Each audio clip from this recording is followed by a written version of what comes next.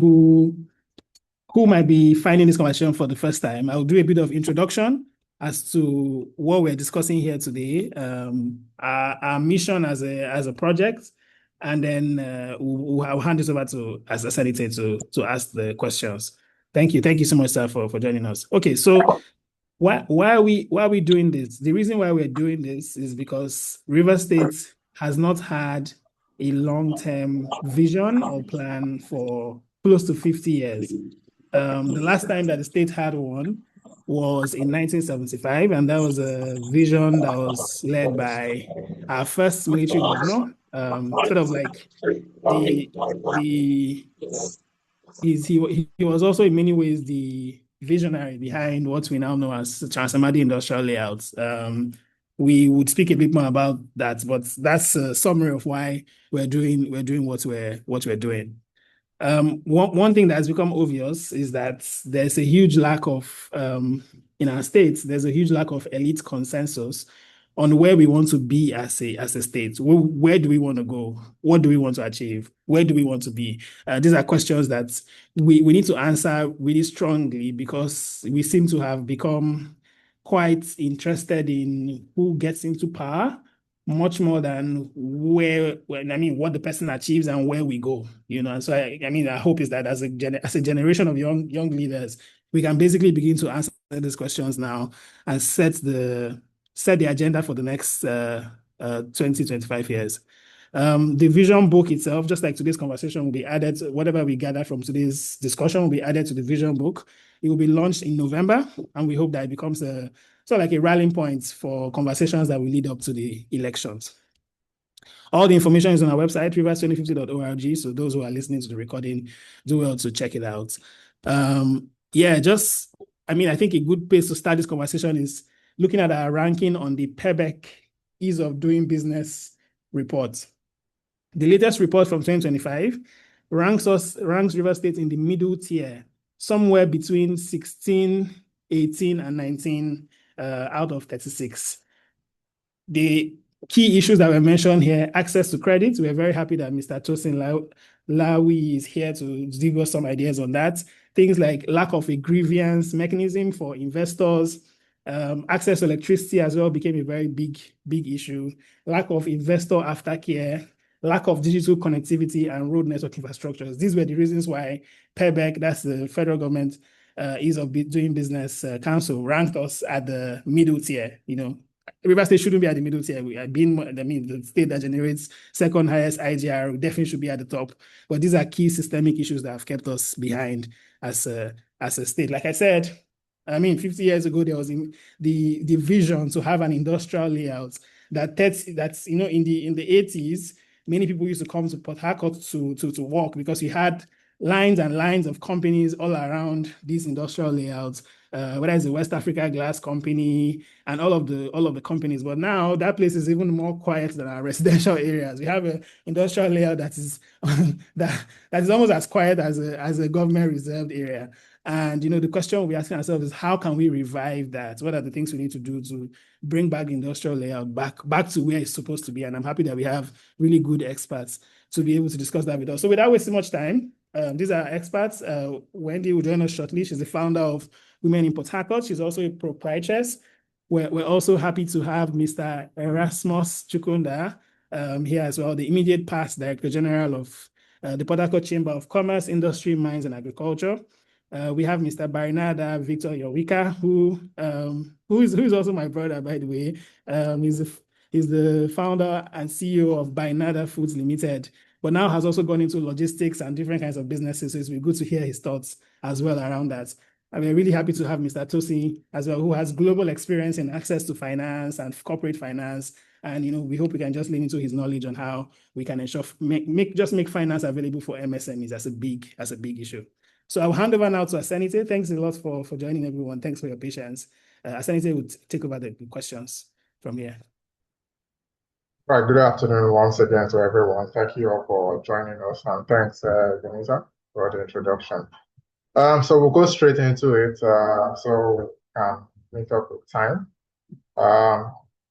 So this question now goes out to all of the panelists.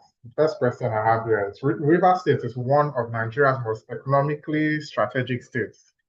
Yet, it has not fully translated this potential into a thriving and diversified business environment.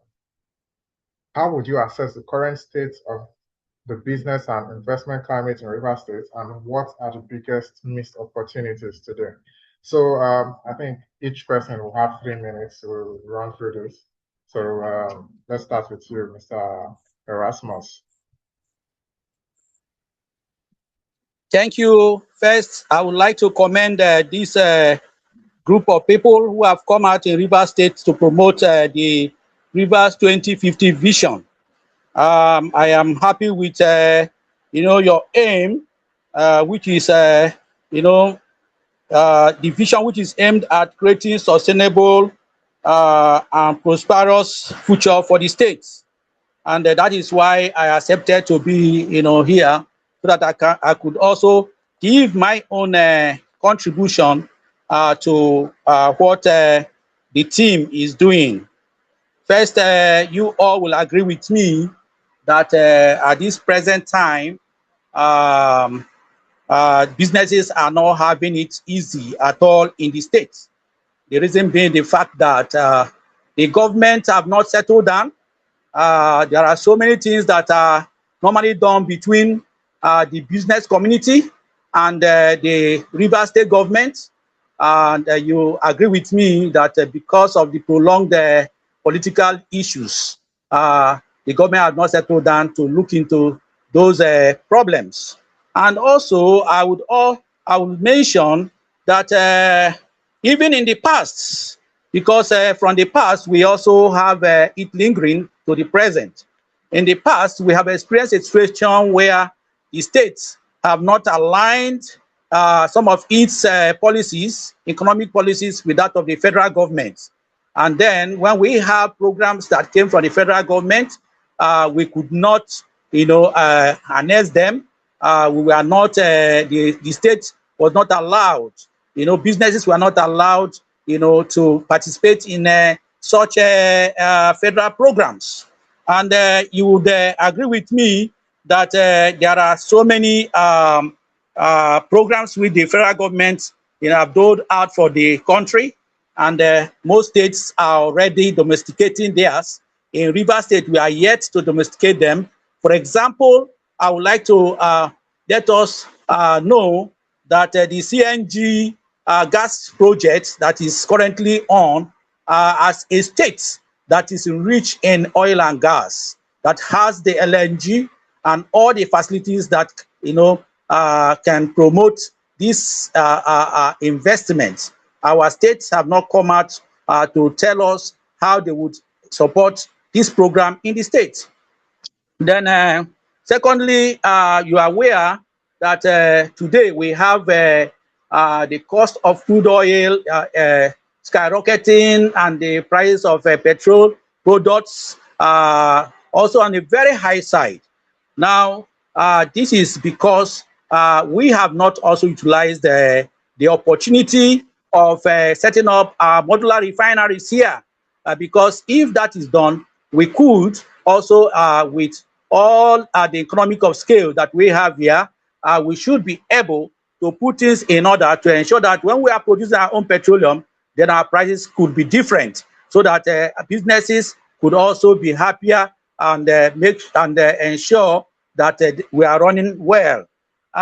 You are also aware that the recent federal government, the new tax law, the new tax policy, I don't know if my co-panelists have been invited, or they have had, or they have been in one forum or the other, discussing how Rivers State, is going to maximize, the benefits of this new tax law, and how it's going to affect our businesses in the state.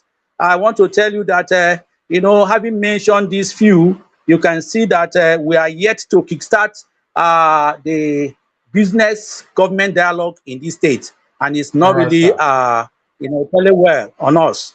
Thank you. So I would conclude by saying that the climate is not favorable at all for businesses. Thank you. Thank you very much, sir. Thank you very much. We've heard all you've said, and it's going to be part of everything we're putting in consideration. So, Mr. Tosin, let's hear from you. Thank you so much for everyone listening to this or watching me right now. Thank you so much to the team also for having me.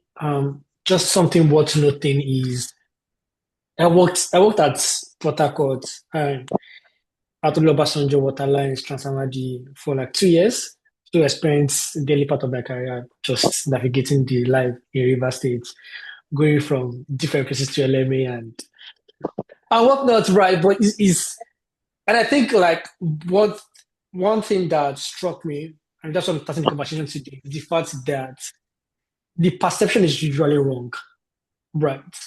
The perception the rest of the world or the rest of Nigeria has of River State is not really what it is, right? It's not, I mean, some parts might be true, some parts are definitely what it is, but there is no environment devoid of issues. Like, as someone rightly said, even in Iran, they see lights, right? So you can't always say because there are issues, that's the reason why there's no development, right? It can delay it, it can hinder it, but it cannot stop it 100%, right? So I'm going to just picking from where Mr. Erasmus stops to say, so what are the biggest missed opportunities today? I think number one again is the perception, which I've already like linked on, is the perception. I think River State in itself needs to find a way to redefine itself, right? Apart from what it is that is known for today, right? Because I was even shocked to. I mean, I've understand the trying to figure out why exactly Prince-Amahdi Industrial Layout had that name, but there was no industry there. All the was semi-dead, and until I figure out what the history is, and now it's getting back to me to say. So it means that early 70s, late 70s, there's a way we used to think of River State that we don't think of it today, right? And that starts from even the education in itself. What are we releasing on social media? What are we talking about, right? What kind of conversation are we having about River State? Is it always the violence part, or is it the part that is attractive to investors? Because for an investor, it's first about what you say about your place before I even drop my money. So if I ask you like, oh, what have you thrown out? What are the indirect or direct signs you are giving to me about where you live? You must be able to tell me something good about it, no matter how bad it is, because there's no place that's 100% good or 100% bad, right? So I think perception is one of them. And number two is even infrastructure in itself. For a society, for a state so rich in terms of agile, right? In terms of resources, I don't think we do a good job in terms of infrastructure, right? It feels like every other place has infrastructure, and then we have to spend our money to get those. So we are big on yes, let's end the money and spend it somewhere else instead of actually like building what we need to grow our own state internally, right? So beyond even the investments that can come out from different other places, beyond the shell that can come and invest in our own neighborhood, there has to be us that is willing to set up those factories in our own state, set up those businesses in our own state, set up those industries in our own state to make sure that we get things going. And I think like once we reshape our perception of our the way we look at the River State in itself, and number two, trying now to like look inward to say what exactly can we do for River State.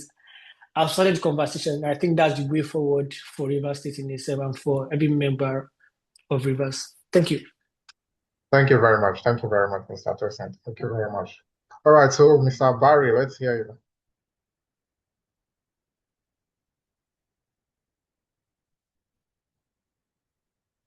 You're muted. Hey everybody. Yeah, good evening. It's a privilege to be here.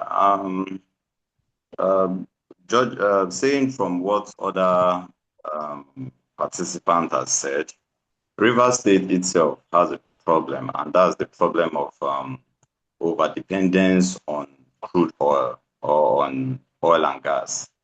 The River State has a lot of potentials in agriculture. Most of the most of our lands in River State are underdeveloped. Even those people in agriculture, they tend to do it like, how would I put it now? They tend to do it like they are doing it for them, like for their own personal consumption. They are not doing it on a large scale. So River State on its own needs to actually get to a point where more people can be encouraged to come into agriculture to diversify the economy of River State right now from just oil-based to also agriculture, where revenue can be generated from agriculture. And if you look at certain problems we are having in River State today, it's because of the overdependence on agriculture, which has led to so many SMEs dying even before they started, because one of the backbone of SMEs is government support.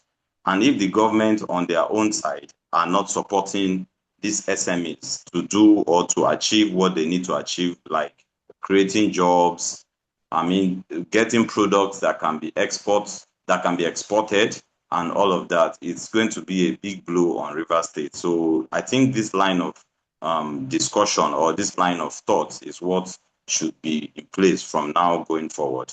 Thank you.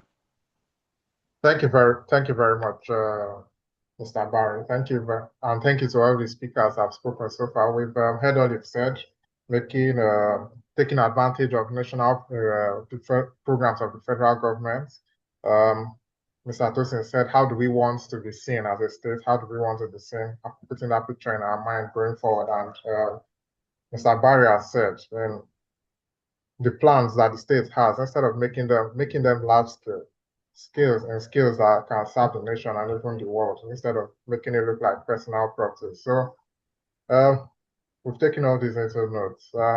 Mr. Erasmus, this question goes to you. From your experience working closely with the business community, what are the key structural barriers businesses face in River State?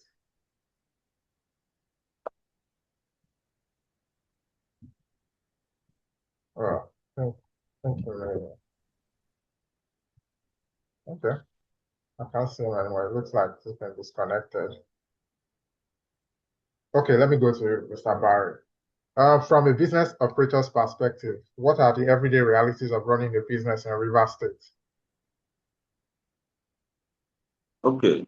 The first thing I would say is infrastructure and operational cost, because many businesses rely heavily on self-generated power due to inconsistent electricity supply, which increases production and service costs. You know, River State has an epileptic power supply currently. I will use my own factory as an instance here. Since inception, right, we've never had anything like NEPA or power supply from the government. So everything we are doing there, we generate our own source of power. And that would tell a lot on the cost of production, which is one thing that I feel needs to be looked into. So if we can take care of the power, which increases production, and the service cost is reduced. Another thing too is also the operational cost, like I said, which is the logistic challenges and the road conditions. There are some places where processing is done. I've been to a couple of places in River State where they are into processing. The road network to those places are not in a good condition. So those things are things that poses as problems to many people. Then secondly, operators face regulatory and administrative pressure. You know, in River State, there are so many taxation. I will give you an instance of a time we went out to do open marketing for our product. We had more than 5 sets of people approach us for us to pay several levies. You know, so if there is a way these agencies can be made to be transparent, you know, it can help in taking out this overtaxing and several pressure that comes from all these organizations. Because at the end of the day, it's from what the businesses are making, they can easily take care of these bills or this cost that is coming on them. And then thirdly, security concern. Influence, security concern. Most companies often invest in additional resources in private security. You see most companies today, they take on security, they take on private securities and all of that just to get a level of security that ought to have been there. You know, despite these challenges, Rivers State offers strong advantages. I won't lie. It has a vibrant commercial population, which is good for business. Strategic access to ports, just that as we have that port, it needs to be in a more accessible condition where people can actually use it other than what it is today. You know, we also have a large consumer market, which if you have your product, there's always an assurance that definitely you're going to sell. So businesses that are operating in River State are suffering most of these things I just mentioned now. So from an operator's perspective, predictability is something that our policies should be. Our policies should be able to be predictable. For instance, if you're having a transparent taxation, reliable infrastructure, and a responsive institution, when these conditions improve, businesses spend less time managing risks and more time to expand their operations, creating jobs and contributing to the economic growth of the state. So these are, to me, from my own point of view, these are things that needs to be sorted for everything to go the way it ought to be. Thank you. Thank you very much. As a follow-up, you studied abroad and you came back to establish ByNada Foods Limited. What inspired you to do this as opposed to Japan, and what's your long-term vision for the company? Okay, my decision to return and establish ByNada Foods was driven by both, will I say, opportunity and responsibility. You know, studying abroad exposed me to advanced food processing systems, efficient value chains, and how agriculture can drive industrial growth and national prosperity, you know. So why many people chose to remain abroad for stability, which is understandable, I wouldn't say otherwise. I saw a significant gap home in Nigeria, particularly in agro processing and value addition. So I realized that the knowledge and exposure I gained while would have greater impact if applied locally, where the need is highest, is needed in the highest, like it's where the need is highest. So rather than joining an already developed system elsewhere, I wanted to contribute building one here in Nigeria, River State in particular. And River State, as we know, has abundant agricultural potential. Yet a large percentage of our produce is lost, like post-harvest loss, or solid, or sold with minimal value addition. So ordinarily, going into processing is something that, as a Rivers indigene, with all of these potentials available to you, the best thing you can do is to add value to this farm produce, and then you put it up in the market. So establishing ByNada Foods Limited became my way of transforming that challenge into an opportunity, creating jobs, supporting farmers, and strengthening local food security. For a while now, we've been doing something, and that thing we've been doing is actually a problem that has been, would I say, over time has been on there in Nigeria. That's the problem of adulterated palm oil. A lot of people know that most palm oil that we consume are actually adulterated. And the adulteration is even small here in Nigeria. When you ask people that live abroad for the kind of palm oil they use while they are abroad, they will tell you that the palm oil is nothing to write home about, which me living abroad gave me that opportunity, or will I say privilege, to be able to do something that when it's exported, people will appreciate it. So choosing not to Japa was a strategy and a purpose-driven decision for me. I believe sustainable development happens when skilled individuals return to invest their knowledge, innovations, and enterprise into their own economies. So actually, the long-term vision for ByNada Foods Limited is to grow ByNada Foods into a leading agro-processing and manufacturing company in West Africa, known for quality, innovation, and sustainability, specifically aimed to build an integrated value chain that connects farmers directly to processing and markets, reduce food waste through modern processing technology, produce high-quality, locally made products that compete internationally, create large-scale employment opportunities, especially for youth and rural communities, expand into export markets, positioning Nigerian-made products as globally competitive. So ultimately, the vision goes beyond profit. It's not profit for us. It's all about contributing to economic diversification. Like I said earlier, that Rivers State or Nigeria as a whole, they are so dependent on oil, crude oil. So diversifying the economy is something that is going to be good to reduce dependence on imports as well, because most of our, like palm oil, I'll use palm oil as a case study here, or as an instance. Okay, palm oil is something that up till today is still being imported to Nigeria. So collaborations with private entities is something that we are currently doing to get rid of palm oil importation.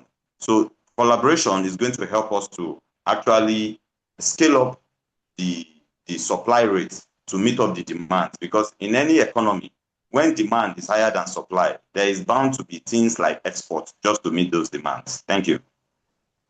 Thank you very much for everything you said. Everything you said, we've learned a lot. The challenges that come with running a business in Rivers State, and we see where you want to go, and that's the vision.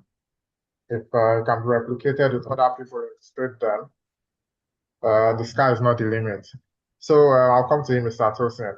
Access to finance remains a major constraint for businesses. From your experience working in finance, on finance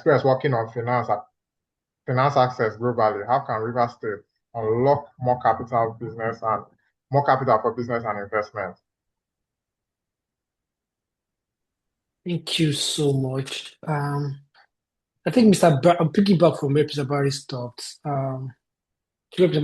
Rather, and it's a case of when it comes to Japa, right, or traveling abroad, because I don't know the audience, right. There are two ways I see it, right. There's people that initially go and come back just because they see opportunity, or they've seen opportunities that they think the market in Africa can benefit from, and now they are back, and that's one like Mr. Barry.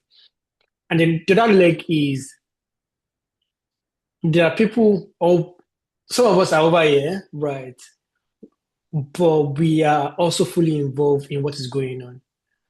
And our involvement involves the use of our own funds, our own network, just to power what is going on locally, right? I don't say locally, in Nigeria, right? In Nigeria.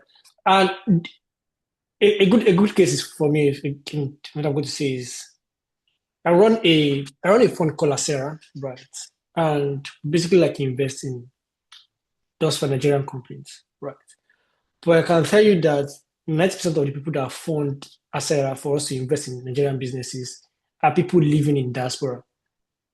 So while we are not doing the hard work of building the business in itself, but we are contributing our network, our resources into making sure that people that are doing it have enough tools, enough resource to get things done. And so in harnessing the power of finance for your business, it's not necessarily like a supply problem. It's more of, because there's capital in the system, like either we like it or not, like there's capital, either institutional funds or funds even from government, right? There are grants available, there are individuals investing in businesses. Money in itself, as in the old sense of it, has never been a problem. Is what are you doing to get the money to your own side, right? What do we have to unlock from our own side to make sure that we get the money, right? And in doing that, we must start thinking from the case of value creation, like what exactly are we creating as value that we want others to come and invest in. Because that we like it or not, money will always follow value, right? Money will always follow value. What you exchange for money is value, right? What you give for to have money is value. And if you're unable to set that value to investors, then it's not worth it. Then there's no money for you. Again, in my line of work, all I do every day is basically like sit at the intersection of people that have the money and people that don't have the money. And every day I realize that there are, like, I have more calls from people that have the money, looking for where to channel the money, than from people that actually need the money, right? Because people that have the money are willing to invest, but they're looking like, what is the risk here for me? What am I getting into? What is the return here? And then return is not necessarily just monetary alone. It can also, like most times it involves like impact. What exactly are you doing? How many people are you going to employ in your factory? What is the return, like both financial return and non-financial return that I'm going to get, right? Have you also proven yourself over time that you can get things done when it's tough, right? Because there's no market where everything is simple. There must be a barrier, there must be a blocker, right? So how resilient are you when it comes to all of these things? Because if we do not realize that there is money, right, but they're looking for value, then we always say there is no money. And that's not truly the case, right? So, and then you ask me, so how do you become eligible for these funds? Number one is we need to be truthful to ourselves, right? And we need to break everything down into the most simplest things. For most businesses that run, and I've seen thus far, that I refuse to invest in, was because you don't know your unit economics, you don't know your margins, right? So you want me to draw 5 million, 10 million naira for you, but you can't even say this is your percentage in terms of profits. You can't tell me, okay, yes, there is this issue, but how are you looking to solve it? So it doesn't matter even if $1 billion comes in, right? What happened again in 1980 will happen again, because then again you have another Prince-Amahdi that has the industrial layout, and then because it's not sustainable in itself, then it closes down again, and then we'll come again maybe 2070 and say we want to do something for 14,000 or whatever it is, right? Beyond. So it's a case of like it has to be sustainable, and that to be sustainable, even at every point in time, we must know exactly how we are doing. Some of these things wouldn't have closed down. I mean, there are other external factors like governments, like macroeconomics, inflation, and everything, exchange rates that we can point to, right? But within ourselves, for every business that closed down, right, you must always realize that it's a combination of both what's happening externally and what's happening internally, right? Right, because the same level of business can exist, right? When Lafarge was going through what they were going through, Dangote was booming. We can say, oh yeah, whatever case is right. And it's the same thing for almost how MTN is growing, it's not the same way Airtel is growing, right? So there must be a significant difference. It's the same economy, but two different outcomes. And you can see that of almost every business in the world. Same location, same everything happening, but two different outcomes. So what exactly is going on, right? So, and lastly, as I wrap up this conversation, is to say, the state in itself also needs to come in, right?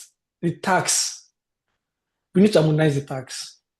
The local government cannot be taking so much from us, and then the state is demanding so much, and then the federal is adding its own. So at every point in time, we must lobby between the states, between and local government, and because again, that reduces our cost, and that gives us more money to do more things. Yeah, I'll stop for now. Oh, okay. So just as a follow-up, what are some of the access to finance case studies you have seen work globally and within Nigeria that River State can emulate? What I've seen work globally is the funds that we need must be tailored to the right capital person or capital investor. So, for example, if you're working on infrastructure, you can't speak to an individual to fund that. You have to speak to institutional investors, right? So you have the likes of the African Development Bank and the rest that provide this sort of grants that you can use to work on infrastructure. It will be hard for an individual to say, like, let me invest, right? So number one is understanding matching what you need to who can provide it. If you're looking for immediate working capital, I mean, you can find maybe like interest is a bit high too, by the way. But you find individuals and corporate firms that are able to provide that within and outside Nigeria. And number two is that when we're also looking for funds, we must also be able to articulate what exactly we need, right? Because then that influences what the government should provide. And I'm going to say it to Lagos State, for example. There's a fund for Lagos State called the Lagos State Employment Trust Fund. We need something of that nature in River State, right? We need a trust fund that businesses can actually go in and actually go and take capital, right? Because if we leave every form of funding to institutional investors or to corporate firms, we will never get things done. The state must be involved, right? And then number three, I think this one we've spoken about it 1,000 times. We need a credit system that actually works. That is not expensive. That is long term. Because businesses in Nigeria take more time to like service their debts. So you can't give me money and then 6 months later you want me to pay the full amount. No. Right. You must give me enough capital to get things done and give me and let the rate also be okay to me. I cannot make the entire money and I'm paying the entire money on interest and then the remaining money is paid on tax.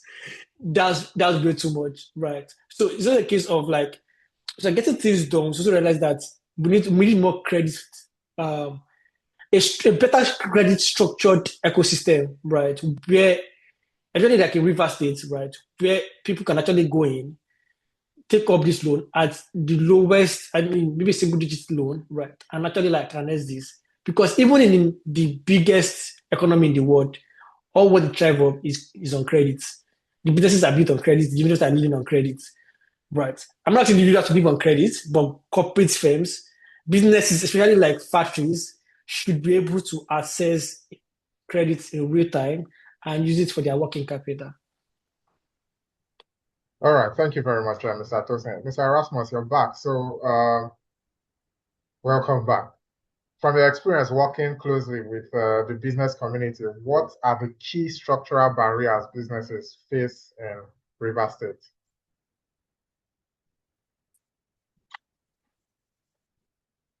Hello, sorry, I actually missed out so much due to technical hitches. It was raining heavily here, and I think that affected the internet facility. All right, welcome back. So I was asking. Okay, did you get the question? Hello? Did you hear my question? Did you get it? Yes, I got the question. Okay. He said, what structural barriers? Is it?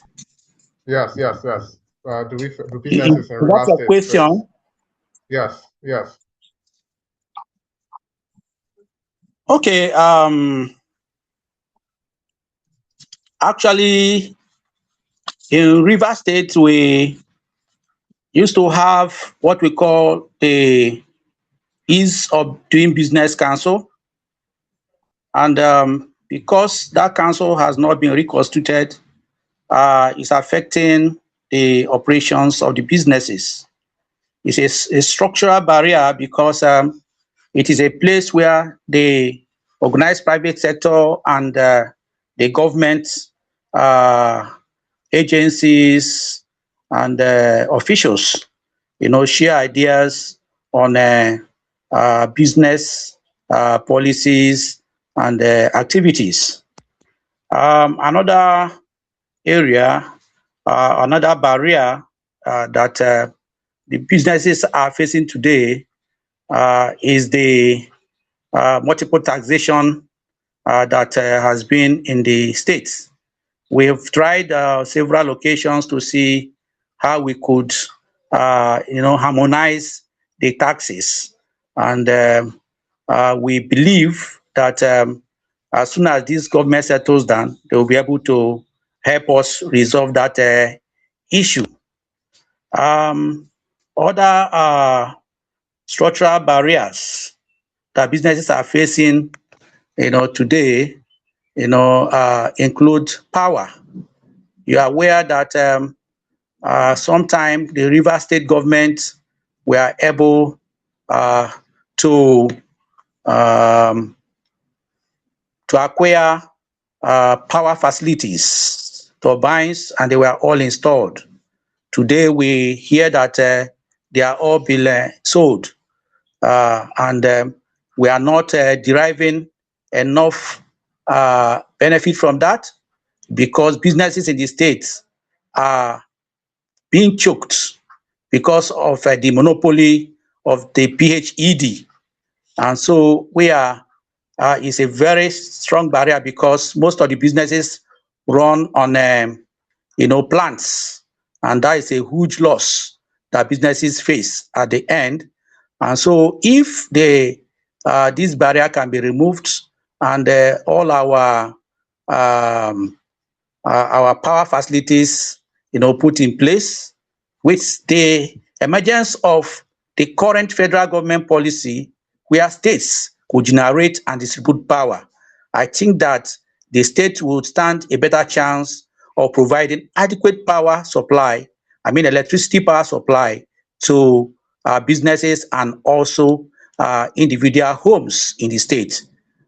We also have inadequate policies that promote good business environments in the states. We are advocating that the government will be able to set up the public-private partnership office quickly so that the businesses could meet and then iron out some issues, some policies that are not conducive for business growth in the states.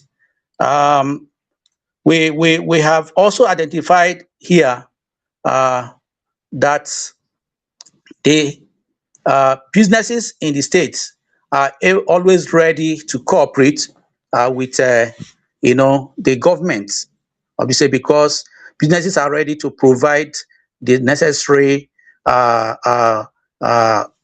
products, services, and all that.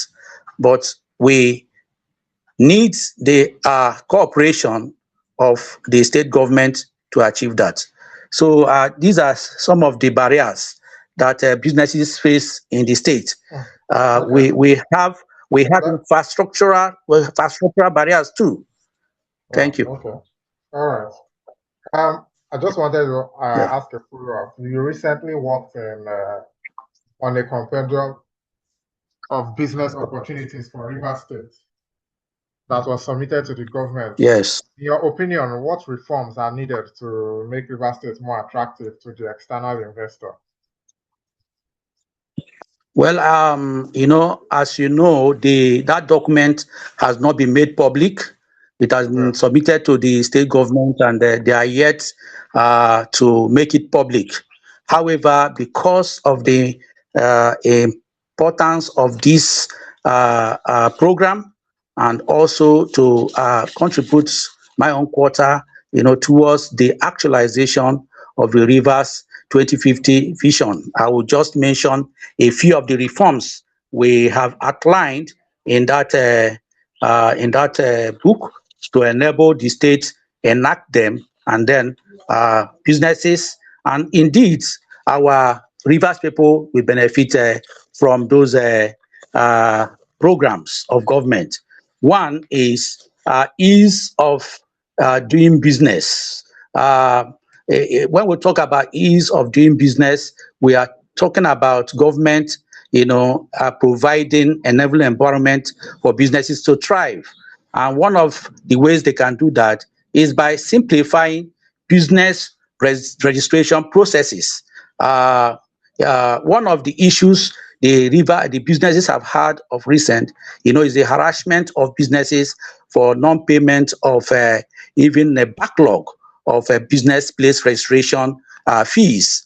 We are saying that that is not a good policy. We sat down some time ago and we were able to come out with some decisions which we recommended to the government, and then we implemented it briefly, and then it was stopped. So we are saying that government should be able to work harmoniously with the business sector by providing enabling business environment, and this they can do so that we can improve on our ease of doing business rating in Nigeria and globally. That, of course, will help investors to also flow into Nigeria. Now, another is infrastructural development. We have also recommended that government should carry out strategic reforms on the industrial roadmap of River States. Like when I had my colleagues, on this program talking about residential houses in the Prince-Amahdi industrial area.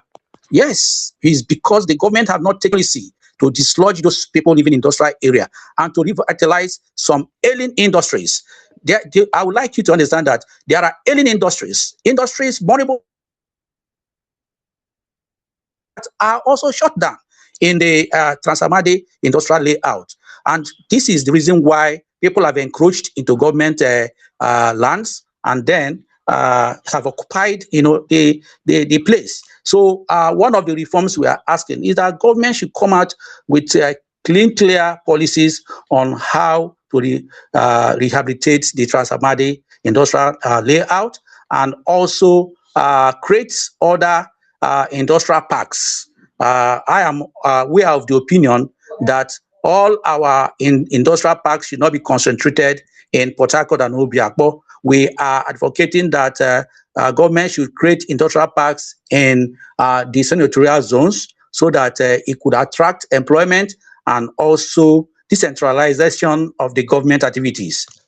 We also put forward reform on fiscal incentives, that is taxes. We are asking, we have recommended that government should provide tax holidays for businesses that are just coming into the states. And in doing that, it means that the companies, investors will have confidence in the state, and they would also invite others to join them in the state. Then we are also expecting that Rivers State government would also, implement the reform on legal and regulatory framework. They should be able to institute some legal framework that will protect investors, their investments, and also enforce contracts and property rights in the state. These are areas that investors have suffered great loss in the past. We're expecting Rivers State government to take quick action, look into our report, and ensure that they implement some of these reforms that we have just recommended. We also recommended that the security of the states and also investment should be enhanced. And so government should take adequate measure towards enhancing security measures in the states, to ensure that property, lives and properties are protected. Let me give you an example of a very sad event, which I will not fail to mention here. You know that the state government has the cassava plant, at Ogoni axis, and where we have the Netherlands, that we are managing that place. But of recent, the sad events that we had there, which have kept that plant moribund up till now. So the Rivers State government have to beef up security in the state to ensure that investments are protected and also lives and property are also protected. We strongly recommended that there should be, reform policies concerning the public-private partnership. We used to have the brew of public-private partnership, some time ago. We are recommending that should be revisited and then reconstructed so that organized private sector could contribute effectively to policies, economic policies, business policies in the states, of course, so that both parties, the private and the public organizations, will be able to work effectively and efficiently too. We also recommended, as part of our recommendations, that the state government should put in sectorial reforms. When you look at what is happening in the states, it's like all the sectors are not being harnessed.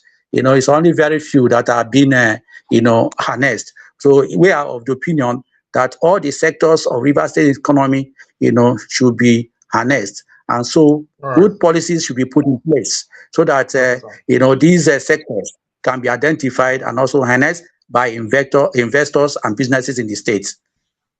Thank you very much, sir, for this elaborate breakdown of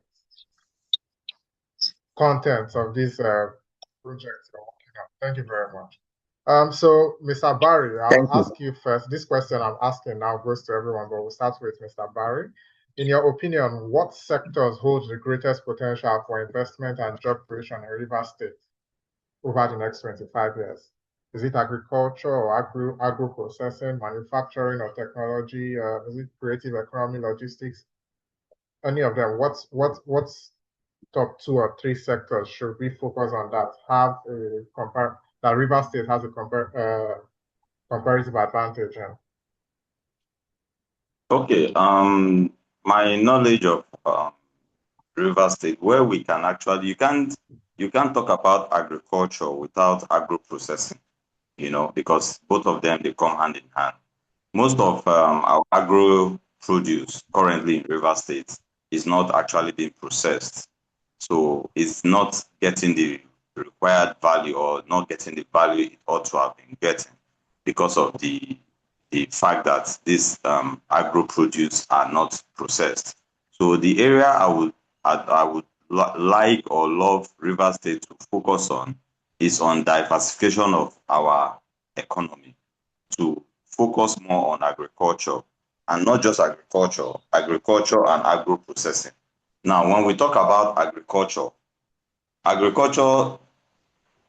farming in Rivers State, when you're talking about farming in Rivers State, most of the people that farm in Rivers State, they don't farm with the mindset of commercial, like making it commercial.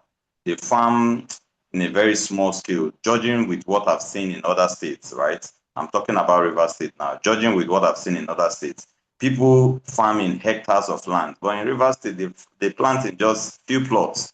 So I would love a situation where the government will create an enabling environment that will cause more private individuals to go into agriculture and also agro-processing, because it's actually the agro-processing that gives value to this agricultural produce that we are getting from the farms, right, to give it value in the market. So I think agriculture and agro-processing is the area that I would advise, or I would love Rivers State to focus more, to give us what we ought to have, that's diversifying our economy in Rivers State. Thank you. Thank you very much. Thank you very much. So, Mr. Tosin, let's hear you on this. I would think more around the creative space, right? I would like to see more service-based companies or firms come out of like River State.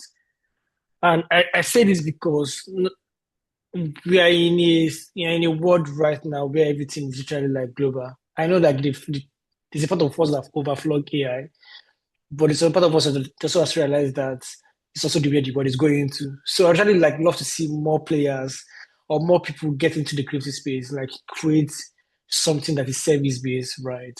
Where you can offer your service directly from River State. I think that's where what I think has the largest potential, right? And that really being said is because for every other thing, it will take a lot more time to build, right? Obviously, it's still in 25 years, but if you're going to build a factory today, at least it's going to take a time. If you're going to do every other thing you're going to do, but literally, you can start shooting. You can start creating content out of like university. You can start doing something creative out of university. You can start people start going to tech more from university, right? It doesn't have to be some like from certain part of like Nigeria. So utterly be on the lookout to say we need to have more creatives, more tech people, more finance people, like that are willing to sit back and even work for multinationals remotely anywhere in the world and earn good money, but they are River State people living actually like maybe in River State. And I think like with that, we're able to even get more FDIs, we're able to get more of these currencies that we hope to like use for our own benefit and even plug some of them into like agro processing, as Mr. Barry has rightly said. So that's what I think about the greatest potential for investment, and now we can unlock River State for the next 25 years. Thank you very much. Thank you very much, Mr. Erasmus. Let's hear yours. Thank you so much. The sector that holds the greatest potential for investment and job creation in River State over the next 25 years, there are two main sectors. One is agriculture and agro processing. My colleague have just elaborated on that. And the second one is the blue economy. And when we talk about the blue economy, we are talking about the ocean, our rivers. This is an area we need to go into. Everyone has to think about it.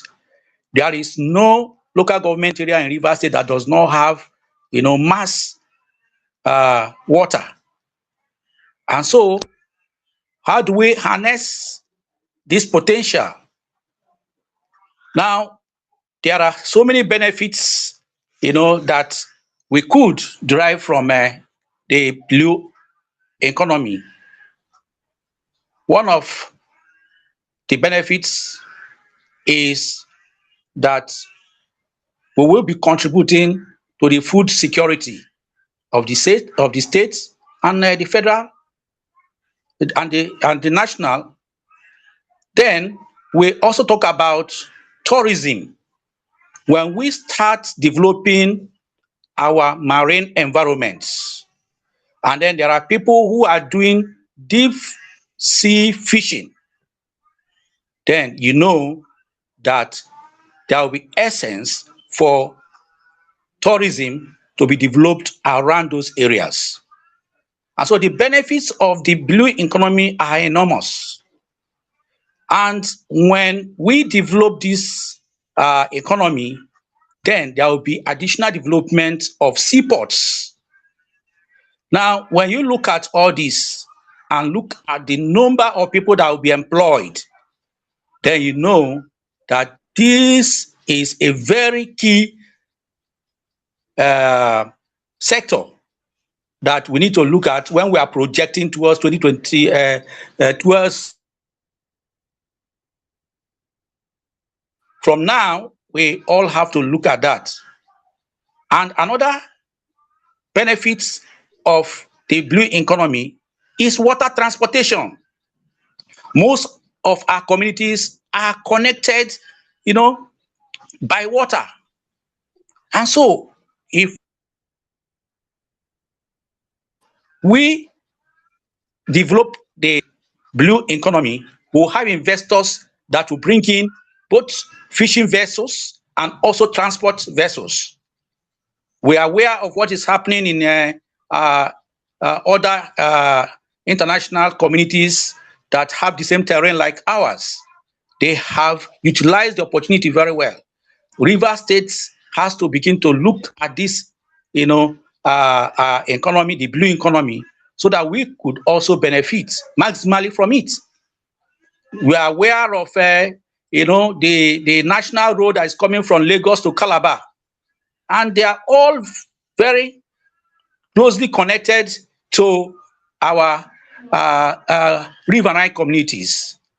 So if the blue economy is developed, then there will be more development in our communities, and then there will be more employment. So I see that as a very great potential sector for the next 25 years. Thank you. Thank you very much, sir. I really appreciate it. Ms. Prince-Amahdi is with us now. Thank you for joining us. Welcome. So very quickly, we hear your another event right now. So very quick. What can be done to encourage more women business owners in River State? What are you observing from women business leaders in the community?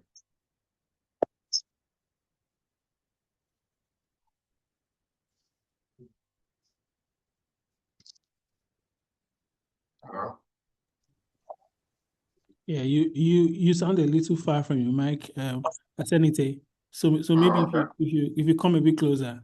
Wendy, the question Asenite is asking is for you. So yeah, just maybe take the question again, just so she can hear. All right.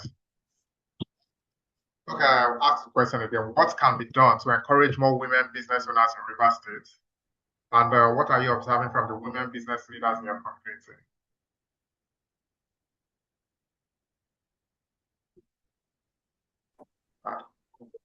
Okay,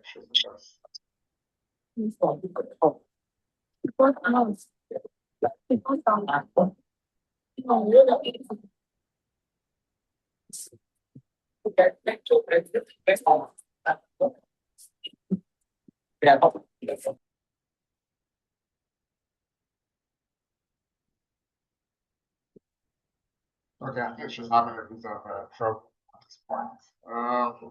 Mr. Tosin, so if you had $1 million to invest in River State right now, what would you spend it on and why? What sector and why? How many $1 million, right? What would you spend it on? All I spend Why? it on right now. Okay, so I think three things. So number one is I'll look into, so 30% of the money we go into agro-allied, not agriculture, agro-allied, right?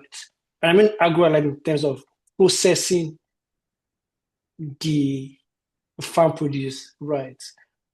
Right. So basically, I have a processing factory where I can process some of the things that are being produced in River State.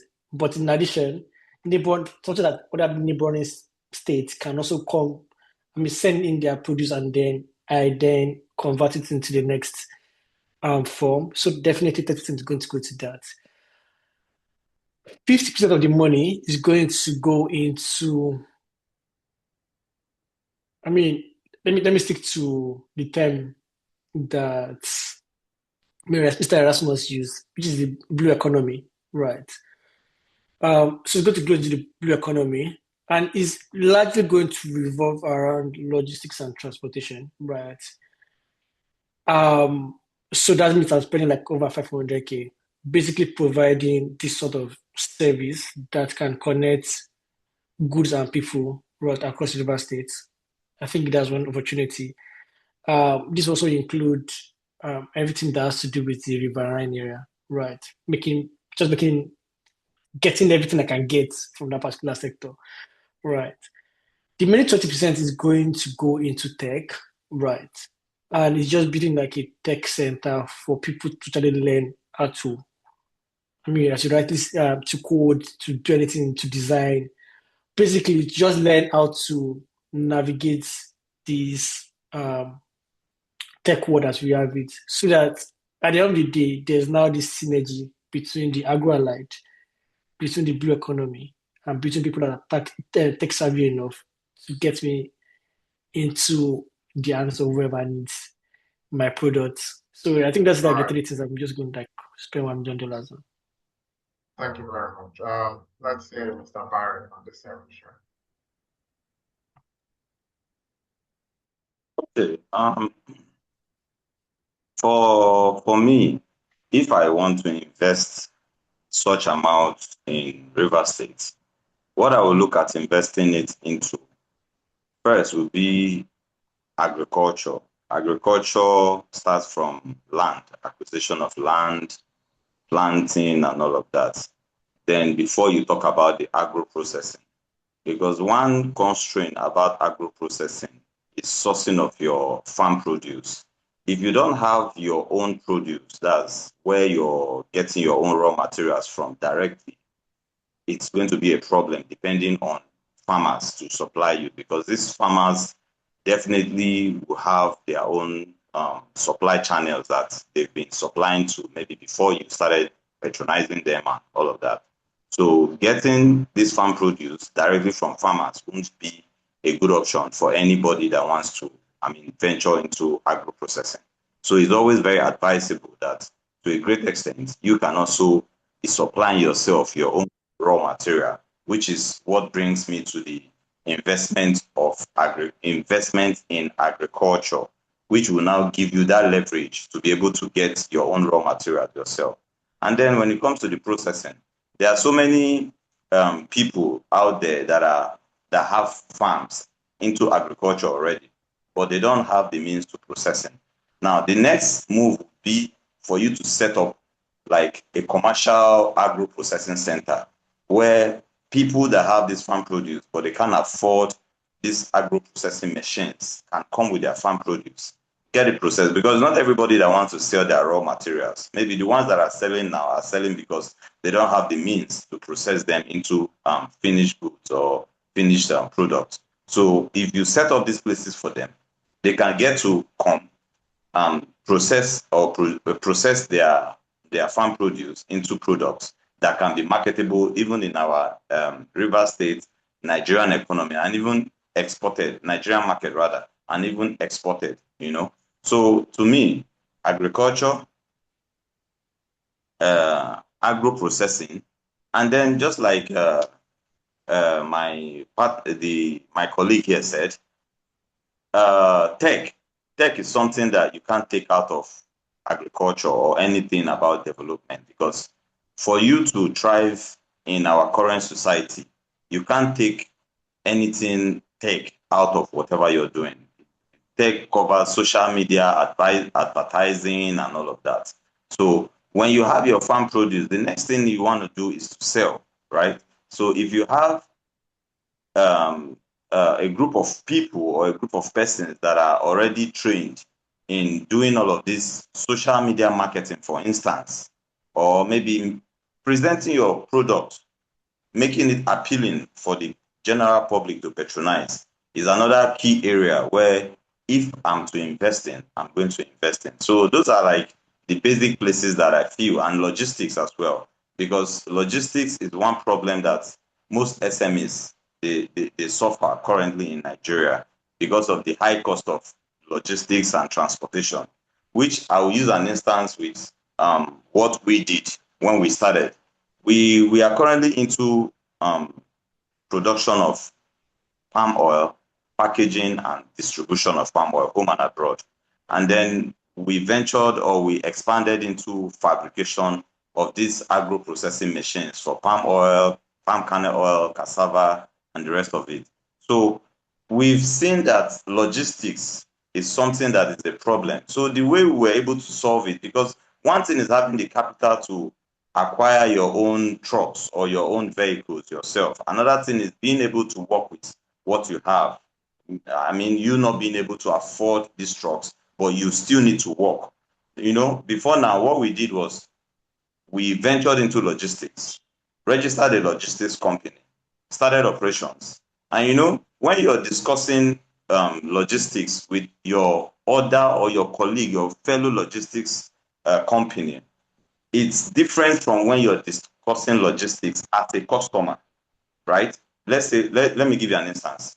I want to use your truck, for instance, to move my products from River State maybe to Lagos, right? If I'm coming to you as a customer that wants to just pay for the services of your truck, you're going to charge me high simply because I'm a customer.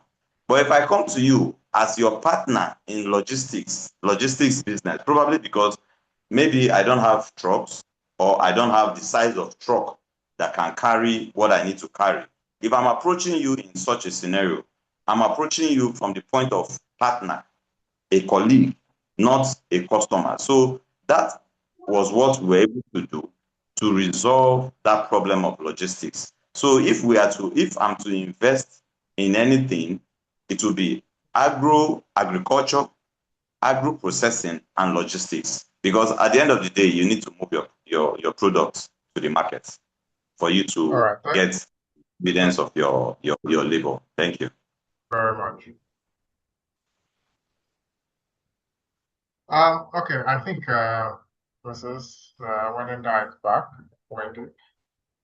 All right, so I was asking earlier, what can be done to encourage more women business owners in Rivers State? What are you observing from the women business leaders in your community?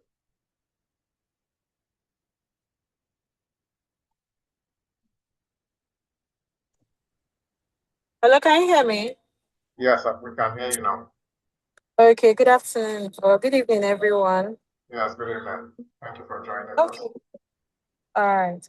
So, in my capacity, right, working with a lot of women, one of the major challenge that we face is access to capital, right? A lot of them have beautiful business ideas, but we do not have access to that fund where they can go, and register their business ideas and maybe go through some kind of screening and then have access to this fund.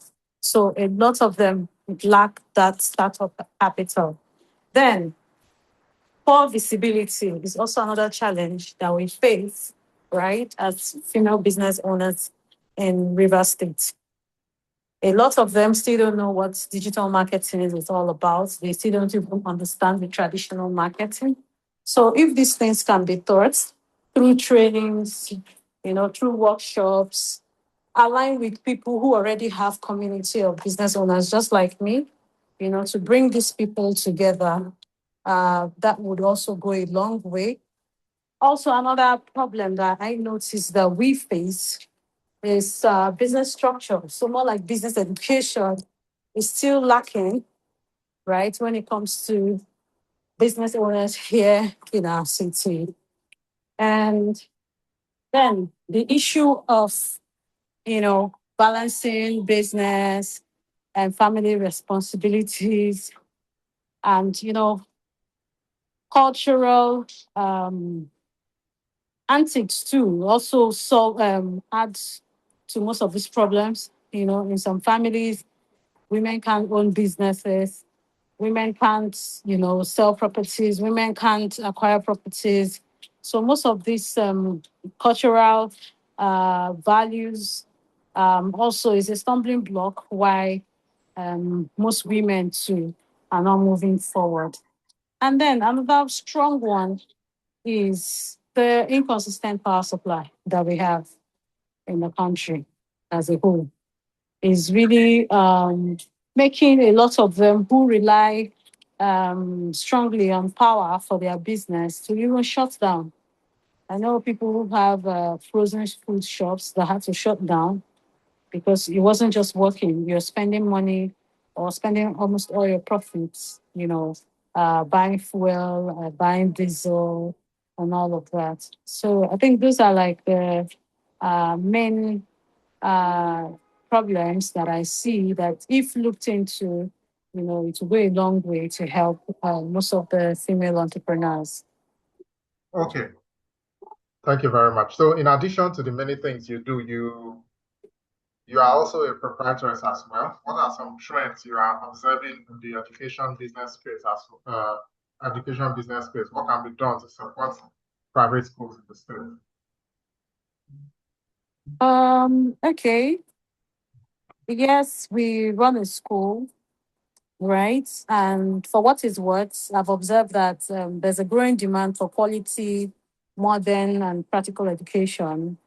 Parents are no longer looking for just anyhow school. They're looking for schools where the environment can develop confidence, creativity. They want their kids to be able to do presentations. And also there's another major trend, which is the increase in tech. Most times when they are coming for inquiries, they get to ask that question. Oh, what's your tech like in the school? What programs do you have? Like currently in our school, we had to incorporate the STEM. They're now doing the robotics, the coding, and the rest of them. For us, we face a lot of challenges, like the rising operational costs, like power. Power is really a strong issue. Like when we started for the first 2 years in our school, there was no blink of light. Like we ran diesel for 2 years running that school. You understand? Until now that, okay, it's just epileptic. Maybe you can see for 1 hour, maybe you can see for 2 hours, and just as the case may be. But another thing too, which is also a challenge, we hardly see grants for people who run schools, people who are in the education sector. And me, I feel like these things should be in place because sometimes, people say, oh, a school is not growing, a school is not expanding.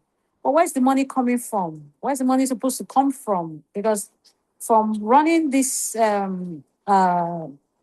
education sector, it's obvious that even the money you get as school fees is not even enough for running the school. Talk less of, planning to expand, planning to add more computers, planning to add more structures in the school. So I feel like if the River State's government can, you know, give us access to grants and funding, that's targeted at education, especially most of all this private sector. That's why we see, school fees skyrocketing and all of that. It's the simple truth. If you don't, match up your school fees, trust me, in 1 or 2 years, you will shut down. That's what we're facing. You will shut down. You understand? There are people who collected loans to put up these structures. And trust me, some of them even had to shut down at some point because they couldn't repay most of these loans that were taken, to start up the school and the rest of them. So if we can have access to grants and funding, and then also government partnerships, they can look for ways that they can partner with schools like us. Maybe they want to give out scholarship to some students and all of that. They can come to us, and we partner and do most of these programs together, support the infrastructure, maybe schools that need computers. Oh, this is where we can go to get it, in government partnerships, maybe schools that need their own science labs and all of that. You understand? So that is why it looks like the cost of education is so high because imagine individuals running these private schools from their pockets most of the time. Now, you see, I'm taking myself as an example. I told you for 2 years, for good 2 years, we were buying diesel. So what does that tell you? For good 2 years, I did not make any profit. I did not make any profit. Now, the teachers are there, and you know how the school system runs. Whether you have 10 students or 5 students, you must get all the teachers for the subjects. So there were times that our teachers were even more than the students.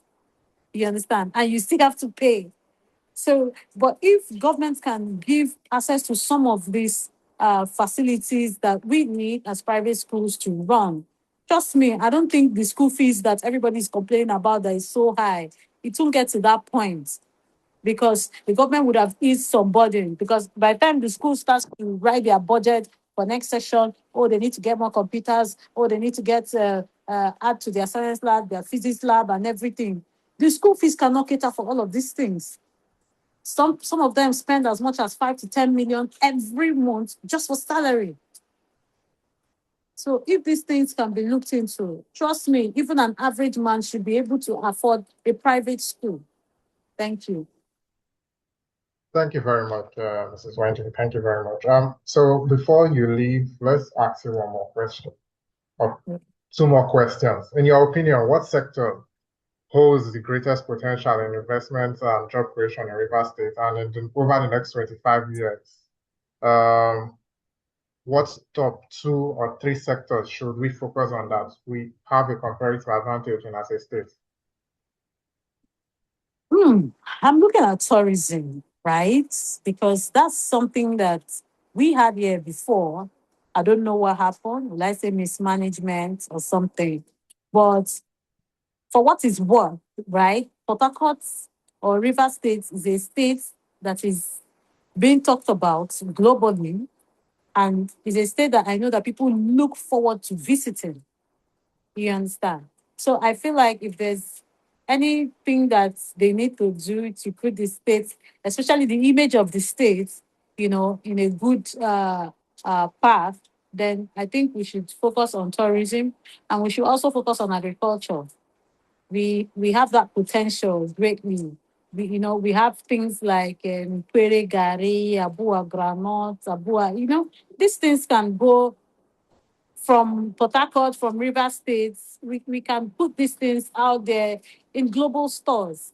You understand? So I feel like agriculture is another sector that should be looked into. For me, those 2 sectors are major sectors that I feel like they should go into, because it will go a long way. It will go a long way to put the states in a good light. And then now a lot of states are also looking at the creatives that they have in their states and how they are pushing them out there, which is one thing that River State is yet to do, in my own opinion, right? It's not all about, doing one concert and calling everybody. But after that, what happens, to people who are in the creative industry? We don't have, anything going. River State is big, Port Harcourt is big. We don't even have a movie studio right here in our city. There are some things that we don't have.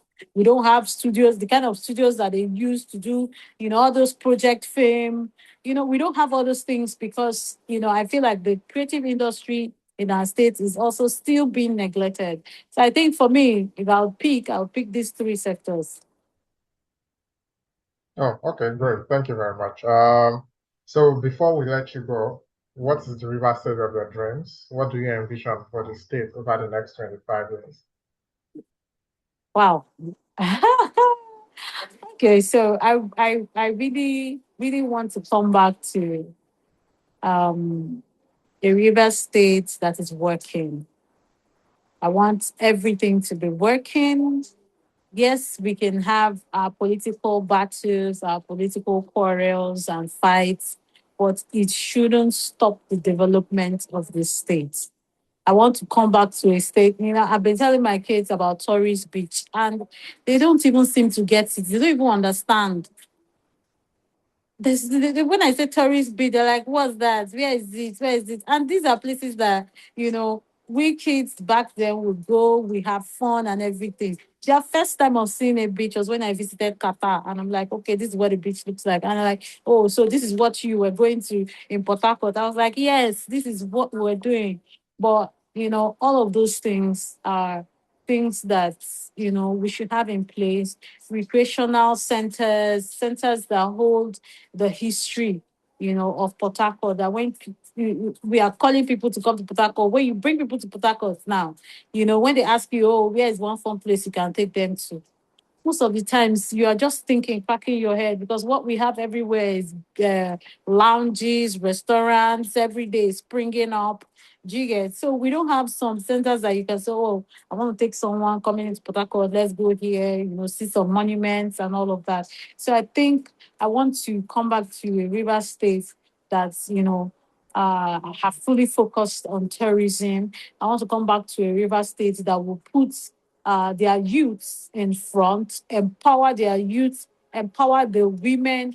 Let these people who have creative ideas, let these people who have ideas have access to funds to make these things happen. And also a river state where, we can have our own business school, yes, that people can go there and learn about entrepreneurship. Young people can have access to those schools. You register once, you're a River State citizen. You have some kind of discount or it's even free for you or something like that, so that we can have more people getting into business that can be sustainable in the nearest future. Thank you.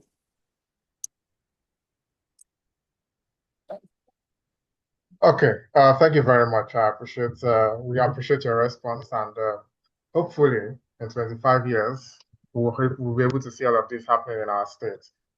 So I will just go straight to the last question. Mr. Tosin and Mr. Barry, any of you can go first. It's the same question. What is the River State of your dreams? What do you see? What's the vision? What do you envision River State to look like in the next 25 years? So go. So allow Mr. Barry to conclude. Okay, all right. So, the River State of my dream is the River State where the creatives have within River States, right? Where the tech entrepreneurs live in River States, where the people that are moving and contributing to the economy of Nigeria and Africa are River States people. We actually live in River States, which is why I look at River States where the ports are working, and not just one port, not just two, but at least three.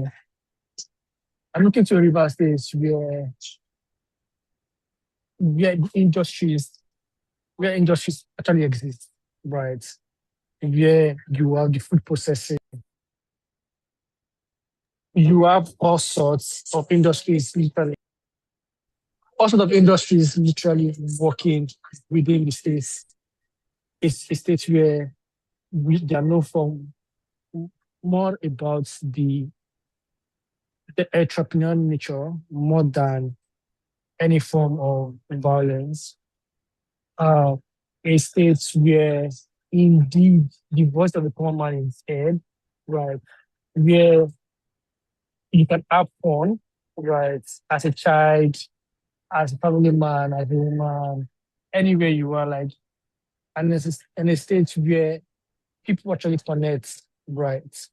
Where different parts of the cities connect, and the logistics is way, way, way, way better. I think that's the basket of my dream. Thank you very much. Okay, Mr. Barry.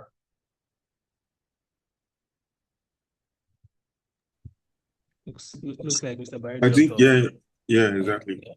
Yeah. Oh, okay. All right. Yeah. Okay, thank you to everyone let me hand over to the now to wrap up. All right. Yeah. No, we'll take voice notes from Mr. Erasmus and Mr. Barry. I see that they're trying to join. The problem is that it's been raining very heavily in Harcourt today. So even Mrs. Prince-Amahdi was trying to join, and she spoke at multiple events. And just to say a big thank you to Mr. Tosin, you've been here for the 1 hour plus that we've been here. Thanks a lot, everyone, for coming in and just like sharing your thoughts and your ideas. All of the things that we've discussed today would make it into the Rivers 2050 Vision book, which I'm just sharing now on the screen. We started the project last year in February, and our plan is to get the book published by October or latest November of this year.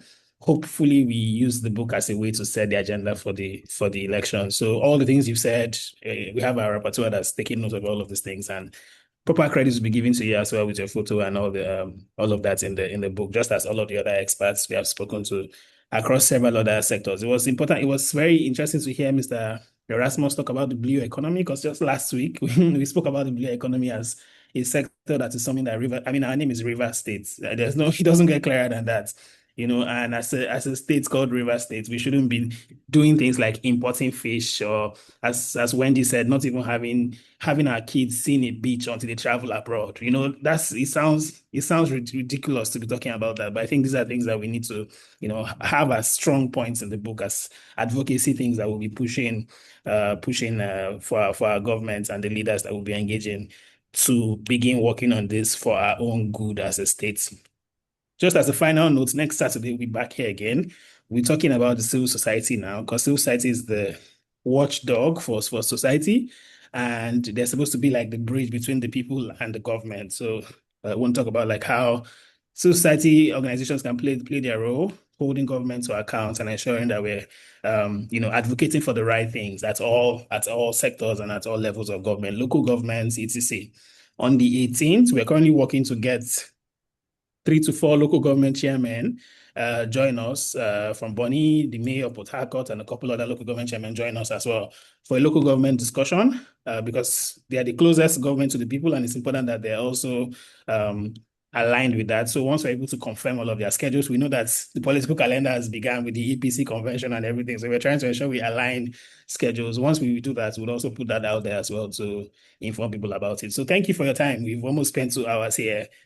Just to say a big thank you to our speakers. Thanks, Wendy. Thanks, everyone. Tosin, Mr. Erasmus, and Barinada. Barry has come back. Should we just take his River State of his dreams before we leave? I think that might be a good way to end. I know. So would you like to take your River State of your dreams? We asked the final questions on where people want to see the state in 25 years. So would you want to take that quickly before we jump off? Okay. The river state of my dream is a river state that is diversified, peaceful, innovation-driven, and globally competitive, and a globally competitive economic hub. A state that has successfully transformed its natural resource advantage into broad-based prosperity for its people. So if I would digress some more, I will talk about a diversified and industrial economy where river states can actually diversify from crude oil into looking into something else, something that probably is more agricultural driven, manufacturing, technology.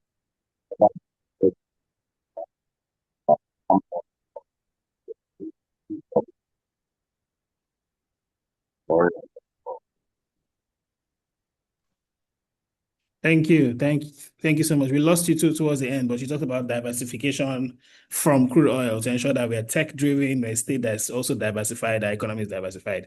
I'll just read what Mr. Erasmus sent to me. He struggled a bit because of the internet, and he really wanted to join. But he says he envisions a united river state. And I think that's quite key, following all of the political battles and infighting that happens within the states.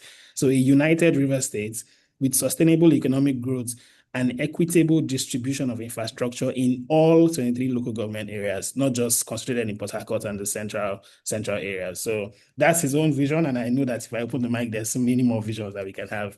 The prayer and the hope is that all of this will come to pass, and even as we bring all of this together into the Rivers to Inclusive Vision book, and we begin to advocate for it as citizens, we will see all of that come to pass.